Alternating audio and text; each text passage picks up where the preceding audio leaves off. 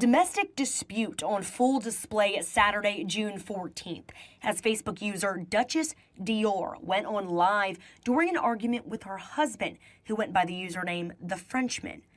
The live stream included vicious names and accusations of cheating, STDs, and then an abrupt ending after a death threat. The Georgia Bureau of Investigation would later report a murder-suicide involving Zaria and Shamarcus Carr. Facebook users Duchess Dior and The Frenchman. She posted a message on Facebook that stopped people in their tracks. I really don't know what to do, but I need help before I lose my life or freedom. My kids need me. Hours later, Zaria Khadijah Cummings Carr was dead, shot inside her home in Twin City, Georgia. Her husband, Shamarcus, pulled the trigger. But before he did, thousands of people watched them argue live on Facebook. He told her, on camera, "You're going to make me kill you." And then, he did. This wasn't some crime buried in a case file or hidden behind closed doors. It happened in real time while people watched and commented online. Some begged her to run. Others dismissed it as just another argument. No one realized they were witnessing a final moment. So how does something like this unfold so publicly, without anyone stepping in? Why didn't she leave when she had the chance? And what happens when a private nightmare becomes a public execution? Welcome to Psycho Crimes. Here, we break down the world's most disturbing true stories, from infamous trials and mysterious disappearances to twisted motives and shocking confessions. If you're drawn to detailed investigations, emotional storytelling, and truth that's hard to look away from, you're in the right place. Like this video, subscribe, and turn on notifications so you never miss a case. Now let's walk through Zaria's final hours, and the warning signs no one acted on until it was too late. Zaria Khadijah Cummings Carr was born on May 26, 1998, in Georgia. At just 27 years old, she was known to many online as Duchess Dior. Her social media pages reflected a vibrant woman who loved fashion, family, and her children more than anything. Living in the quiet town of Twin City, Georgia, Zaria shared snapshots of her life with thousands of followers, maternity shoots, birthday celebrations, matching outfits with her kids. She crafted a space that looked joyful, even if it didn't always feel that way behind closed doors.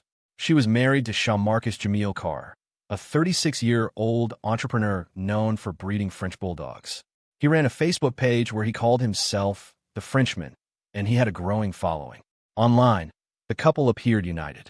Pictures of them together painted the image of a successful partnership, a young family doing well, and a couple building a life with shared dreams and ambition. But those close to Zaria saw cracks in that picture. Friends and family began to notice signs that her relationship with Shamarcus wasn't as perfect as it seemed.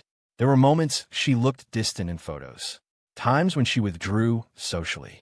People who knew her started to sense that something was off, even if she never said it outright. Still, to the outside world, Zaria was a devoted mother and a supportive wife.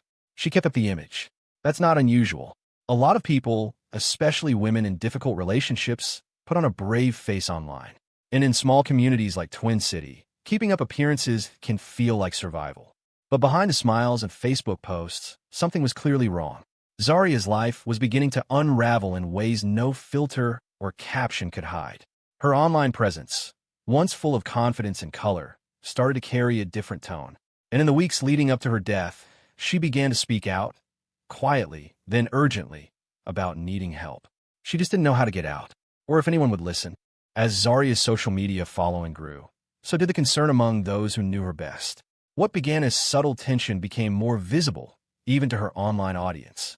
The bright, confident woman her followers admired started posting less frequently. When she did show up, she seemed different, less joyful, more guarded. Her photos felt heavier. Her captions started to shift in tone. To her family and close friends, it was obvious Zaria was in trouble. They urged her to leave Shamarcus. Some of them reached out, called, warned her that she needed to get away. But like many in her position, Zaria didn't walk out. Whether it was fear, emotional pressure, or the hope that things would get better, she stayed. And those who loved her were left watching, waiting, worrying. Online, the relationship still looked intact. Shamarcus continued posting about his dogs and his business. Zaria, when she did post, still included family moments, but now they were mixed with long gaps and worrying comments. It became clear to some viewers that she wasn't just dealing with stress. She was afraid. It all built up to June 14th, 2025. That morning, Zaria posted a desperate message on Facebook. I really don't know what to do, but I need help before I lose my life or freedom. My kids need me. It was raw, urgent, and terrifying. Friends and followers saw it and responded with concern, confusion, fear. Some messaged her. Some commented, but it was already too late. Hours later, she would go live on Facebook, broadcasting what would be her final moments. During that live stream, the tension between Zaria and Jean-Marcus boiled over in front of a live audience. What began as a verbal fight turned violent. In the middle of the argument, viewers heard Jean-Marcus threaten her. "You're going to make me kill you." It didn't sound like a figure of speech. It sounded like a promise. People watched, horrified, unsure whether it was real or whether someone would intervene. But there was no pause, no help, no resolution. She ain't doing nothing spectacular. Okay? So, I'm wondering back to the story like, damn, why I can't catch grip? Why I can't catch grip? Why I can't catch grip? So here her mama. Here it is. Now I can't figure out like, damn, why the fuck I can't catch grip? So I went and got a reading. So the bitch read me. Boom. The bitch told me a motherfucker in my wife, somebody in my wife family got roots on me. They're praying on my brain. They praying on my downfall. They don't want to see me with shit. They playing with my finances and my money, goddamn blessings. So I asked her this. Oh, it gotta be Miss Jennifer. It's gotta be my godmama. It's gotta be all this. You know what I'm saying? So she keep throwing out there for her to keep always try to throw it out there. Oh, he broke. Bitch, you praying on it too. The fuck you talking about? You in with it. What is this? You praying on it too. You play with witchcraft too. Hey, what's your point? What is this though? What's your point?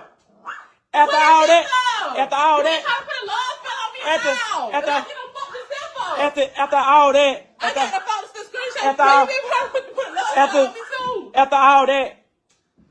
all that, yeah, I went and got down. I went in there trying to get it.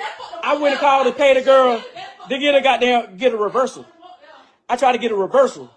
So when I got done went to get the damn reversal and shit, you know what I'm saying? She got them be getting mad. Don't want me to do, oh, you ain't gonna do this and do that. What the fuck else I supposed to do? You cry, complain about me being broke, but you don't want me to goddamn get right. I ain't never been no broke nigga. I always got money. When I met you, bitch, I had money.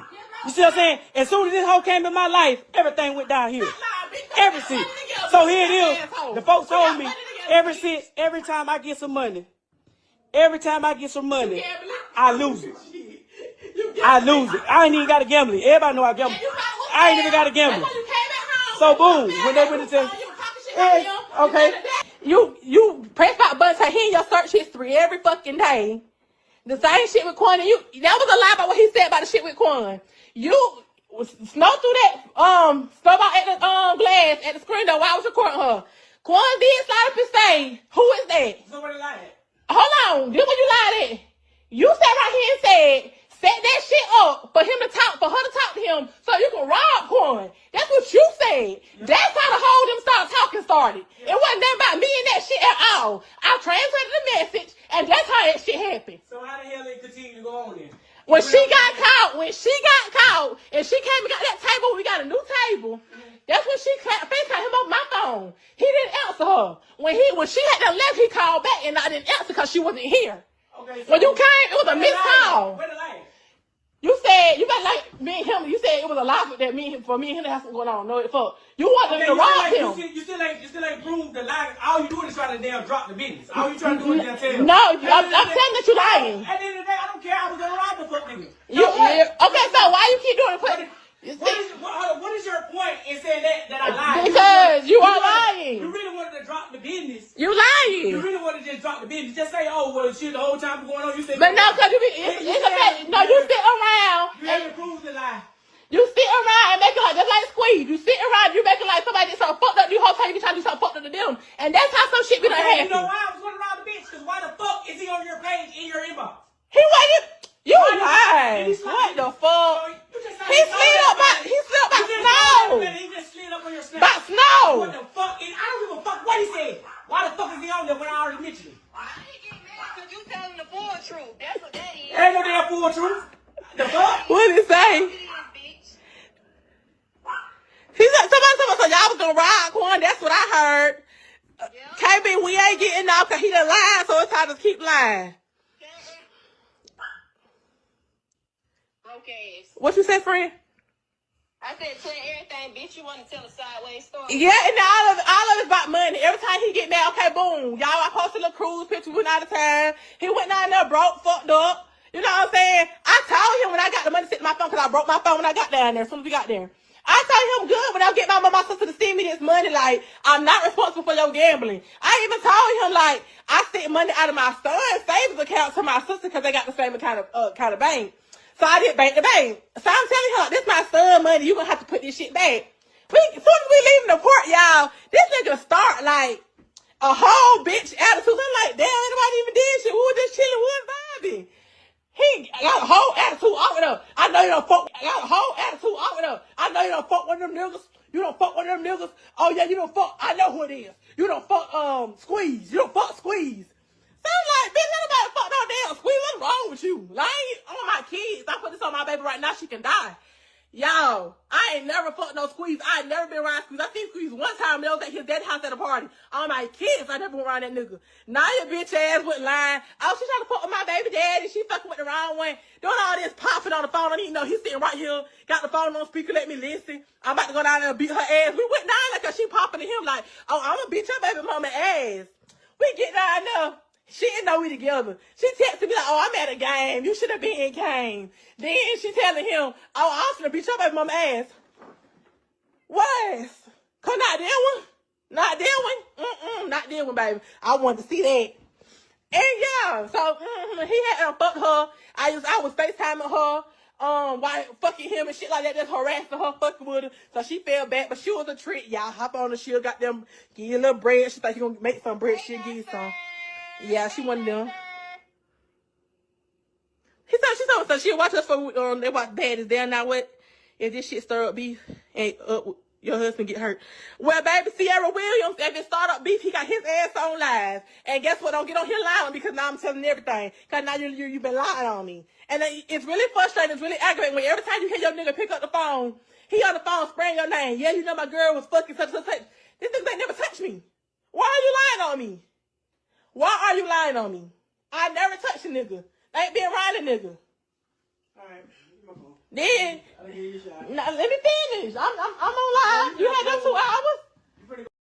I ain't get to tell about Udi. Then, I swear you'll die. I gotta die by that. You told my shit. Give my phone. Damn, bitch. Give me my I phone. gotta die if I tell what happened. Give me my phone.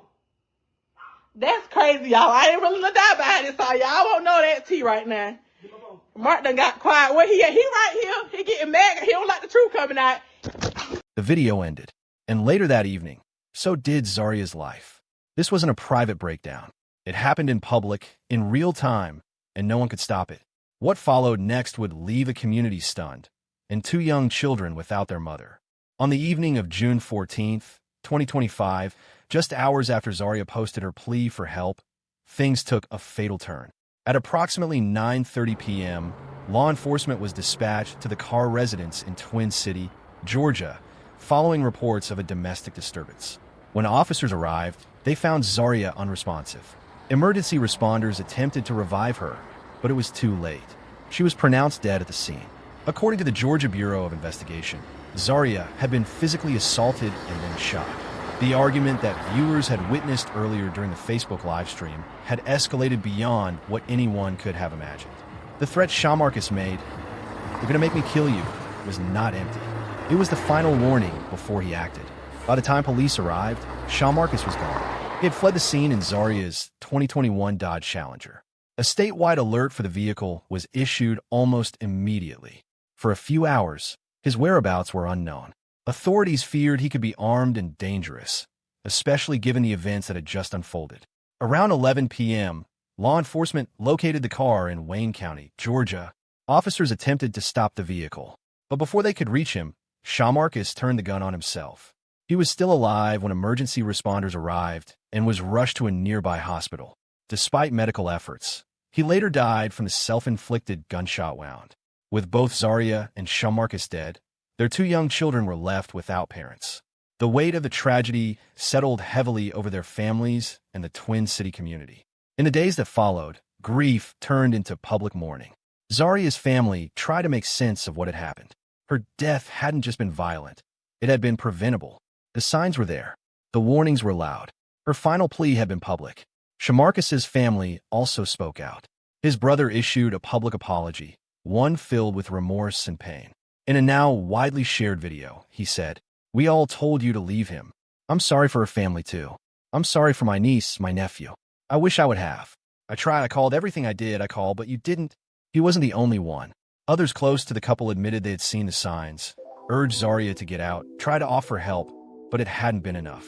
Zaria's funeral was held at Philip Grove Baptist Church in Waynesboro, Georgia. She was laid to rest at Jones Grove Baptist Church in Midville. The service was filled with friends, family, neighbors, and community members, all struggling to make sense of the loss. In just one night, a young mother was murdered. A man took his own life. 2 children lost both parents. And a community was left asking how it got this far, without someone stepping in to stop it. News of Zaria's death spread fast, first through Facebook, then across wider social platforms. The shock wasn't just about what had happened. It was the way it happened. People had watched part of it unfold live. Her final post and a live stream became viral almost immediately. Screenshots of her message flooded timelines. Clips of the live stream were shared and reshared. Some expressed heartbreak. Others were angry. Many couldn't believe that such a warning had been so visible, and yet no one had been able to prevent the outcome. The story took hold beyond Twin City. YouTubers, TikTok creators, and online commentators picked it up, dissecting the timeline, sharing her posts, reacting to the argument. People debated what could have been done, what should have been done. It opened up a wider conversation about domestic violence, especially in the digital age, where cries for help can play out publicly and still be ignored. Some viewers blamed Zaria, said she should have left. Others pushed back hard, pointing out that leaving isn't simple, especially when children are involved, especially when you feel isolated, especially when the person hurting you is someone you once trusted. For those closest to her, the grief was overwhelming. Friends and relatives took to social media not just to mourn her death, but to call attention to the signs they had seen. Some admitted to feeling helpless. Others expressed guilt. Many posted tributes, sharing memories of her as a loving mother, a loyal friend, and a woman who had tried, publicly, to ask for help. Shamarcus's brother's apology added another layer. It wasn't offensive. It was raw. His voice cracked as he admitted they had all tried. They had seen the signs too. They warned her, called her, urged her to leave, but they couldn't make the decision for her. And now, they were all living with the consequences. What happened to Zaria wasn't just a tragedy. It became a symbol. Her death pushed conversations forward about how easily warning signs are overlooked, about how online visibility doesn't guarantee real-world safety, and about how dangerous it can be to assume that what we see online tells the whole story. Zaria's death wasn't just tragic, it was revealing. It exposed how easy it is to miss the signs, how public platforms can fail the people who need them most, and how communities often don't know what to do until it's too late. Her final Facebook post was not vague. It was direct. "I really don't know what to do, but I need help before I lose my life or freedom. My kids need me." That message should have triggered immediate action. Instead, it was met with concern, but no intervention that stopped what was coming. This case reminds us that when someone expresses fear for their life, especially in the context of a troubled relationship, it's not drama. It's danger. Family members had urged Zaria to leave. They called. They pleaded. But like many victims of intimate partner violence, she didn't leave right away. That's a reality often misunderstood. Leaving isn't just about walking out the door.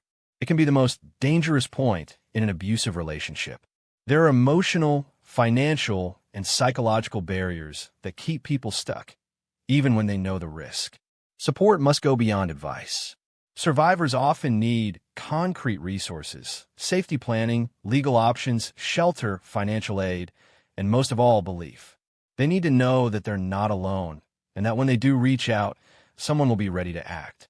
Healthcare workers, educators, counselors, and law enforcement are often the first people to notice the signs of abuse. Regular, trauma-informed training on how to respond to disclosures can save lives.